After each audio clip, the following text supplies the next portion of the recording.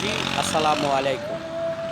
আমি বাংলাদেশের সমস্ত রাজনীতিবিদদের উদ্দেশ্যে বলতে চাই, আপনারা যে নির্বাচনের জন্য এত পাগল হয়ে গেছেন, গত ১৬ বছর কোনো কথা বলতে পারছেন? হ্যাঁ? কত নির্যাতন, কত নির্মমতা আপনাদের উপরে বুলডোজার চালাইছে, আপনারা কি ভুলে গেছেন? সমস্ত ভারতের প্রেসক্রিপশনে এই নরেন্দ্র মোদী, কসাই মোদীর প্রেসক্রিপশনে আপনাদের উপরে এত নারকীয় অত্যাচার, হত্যাযজ্ঞ চলছে। হ্যাঁ, এরপরও আপনারা কীভাবে নির্বাচন চান? এই ভাঙ্গা দেশটাকে আমাদের মহামান্য প্রধান উপদেষ্টা ডক্টর ইউনূস স্যারে দুই পাশে দুইটা রশি লাগাইয়া টাইনা ধরে রাখছে আমাদের এই দেশটারে।